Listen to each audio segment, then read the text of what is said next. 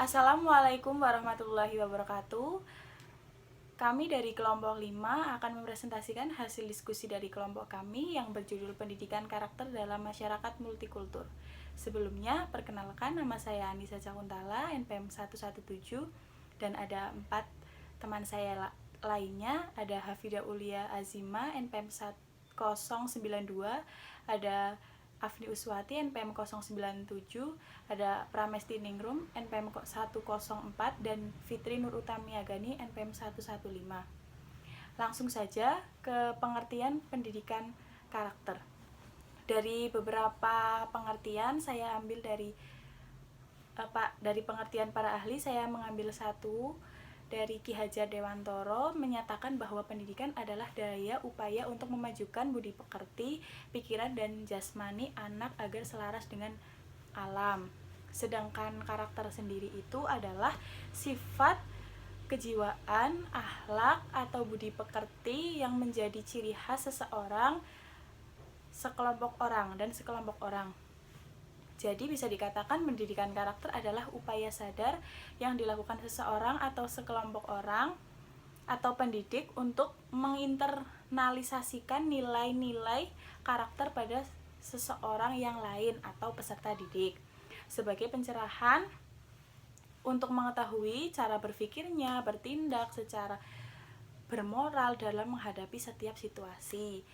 Jadi dari pengertian itu semua dapat kita simpulkan kalau pendidikan karakter adalah atau juga dapat dikatakan sebagai proses menanamkan karakter tertentu sekaligus memberi benih agar peserta didik mampu menumbuhkan karakter khasnya pada saat menjalankan. Selanjutnya ke tujuan dan fungsi pendidikan karakter. Tujuan dari pendidikan karakter itu sendiri yaitu untuk membentuk bangsa yang tangguh, kompetitif, berakhlak mulia, bermoral, bertoleransi, gotong royong, berjiwa patriotik, berkembang dinamis, berorientasi ilmu pengetahuan dan teknologi yang semuanya dijiwai oleh iman dan takwa kepada Tuhan Yang Maha Esa berdasarkan Pancasila. Sedangkan fungsinya sendiri itu ada 3. Yang pertama, untuk mengembangkan potensi dasar agar berhati baik, berpikiran baik, dan berperilaku baik. Yang kedua, ada memperkuat dan membangun perilaku bangsa yang multikultur. Dan yang ketiga, untuk meningkatkan peradaban bangsa yang kompetitif dalam pergaulan dunia. Sekian presentasi dari saya, dilanjutkan teman saya. Selanjutnya di sini saya Hafida Ulia Azima, NPM 171446092. Nah, di sini saya akan menjelaskan pengertian dari multikulturalisme. Jadi, multikulturalisme itu sebuah paham yang membenarkan dan meyakini adanya relativisme kultur yang disebabkan adanya keragaman budaya, suku, maupun kebudayaan khasnya. Nah, dasar kemunculan multikulturalisme itu bermuara dari studi atas kebudayaan. Nah, dari hal tersebut diharapkan itu akan muncul semangat penghargaan terhadap perbedaan budaya dan selanjutnya melahirkan perilaku toleransi dalam kehidupan di tengah keanekaragaman budaya. Nah, dalam kehidupan bangsa multikultural itu dituntut adanya kearifan untuk melihat keanekaragaman budaya sebagai realitas diri dalam kehidupan bermasyarakat.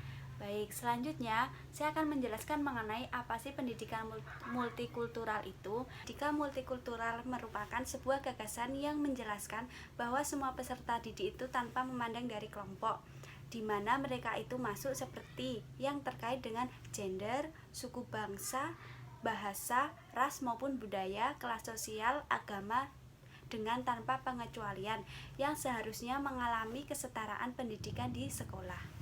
Jadi, pendidikan multikultural itu adalah sebuah model pendidikan yang memberikan kesempatan belajar yang sama pada semua peserta didik. Misal, apapun itu agamanya, jenis warna kulit, dan dari manapun ia berasal. Nah, semua itu tidak boleh menghambat pembelajaran sehingga cita-cita dan tujuan pendidikan nasional itu dapat tercapai. Terima kasih. Assalamualaikum warahmatullahi wabarakatuh. Saya Fitri Nur Utami Agani akan menjelaskan tentang pendidikan multikultural di sekolah. Penyelenggaraan pendidikan multikultural di dunia pendidikan diyakini dapat menjadi solusi nyata bagi konflik dan disharmonisasi yang terjadi di masyarakat, khususnya yang kerap terjadi di masyarakat Indonesia yang secara realitas adalah masyarakat yang plural. Yaitu pendidikan multikultural tersebut dapat menjadi sarana alternatif pemecahan konflik sosial budaya, apalagi di Indonesia yang memiliki berbagai ragam budaya, sehingga dapat memunculkan berbagai macam konflik. Selain itu juga, di dalam dunia pendidikan multikultural memperkuat akar budaya yang dimiliki oleh siswa terhadap sosial budaya di era globalisasi saat ini. Implementasinya adalah yang pertama, pendidikan multikultural dapat diaplikasikan ke dalam semua jenis mata pelajaran yang mengakomodir perbedaan kultur yang ada pada peserta didik, yaitu seperti perbedaan etnis, agama, gender, kelas sosial, kemampuan, dan umur yang berbeda-beda antara satu anak dengan anak yang lainnya. Penerapan sikap toleransi dan menghormati sangatlah penting untuk menyikapi hal tersebut.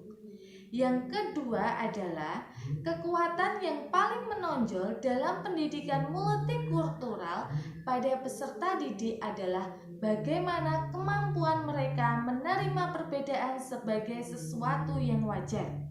Jadi peserta didik harus mau dan mampu menerima perbedaan tersebut, karena hal tersebut dapat meminimalisasi dan mencegah terjadinya sebuah konflik. Yang ketiga adalah melalui pendidikan multikultural, sikap dan mindset siswa atau pemikiran siswa akan lebih terbuka untuk memahami dan menghargai keberagaman. Jadi di sekolah ini sangat cocok sekali menerapkan adanya pendidikan multikultural karena sekolah memiliki iklim yang menerima dan menghargai adanya perbedaan. Yang keempat adalah sekolah juga menerapkan pendidikan multikultural di sekolah dengan cara memfasilitasi atau memberi sarana prasarana yang dibutuhkan dalam menunjang implementasi pendidikan multikultural. Sarana prasarana tersebut dapat berupa adanya guru bimbingan dan konseling, kemudian ada juga poster atau pamflet yang menunjukkan tentang menghargai sebuah perbedaan atau toleransi.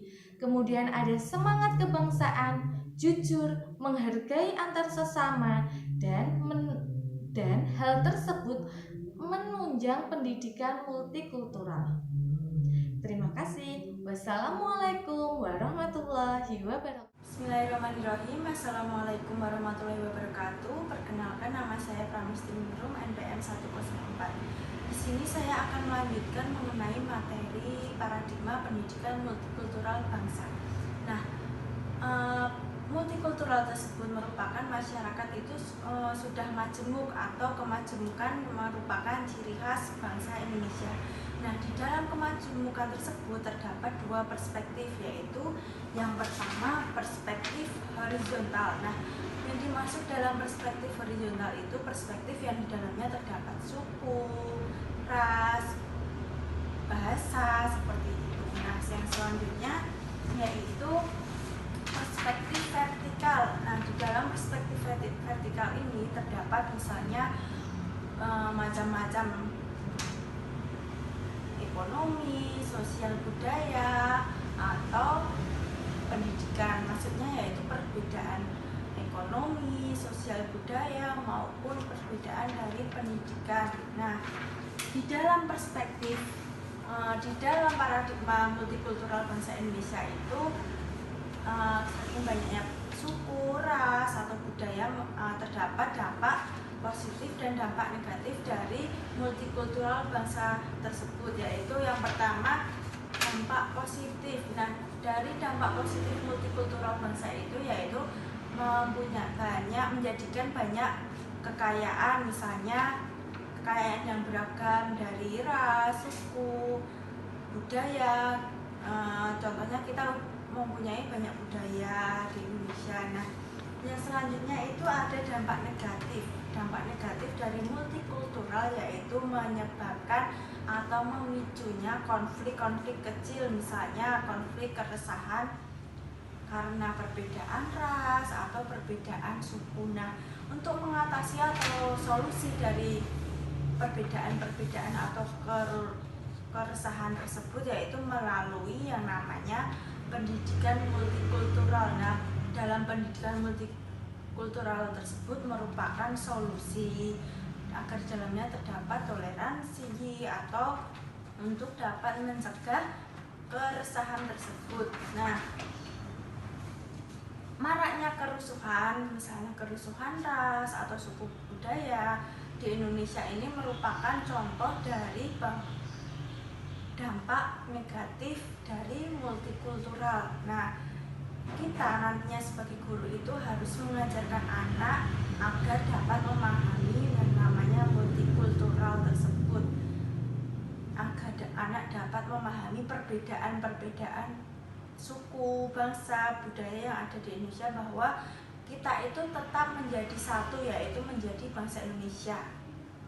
Seperti itu.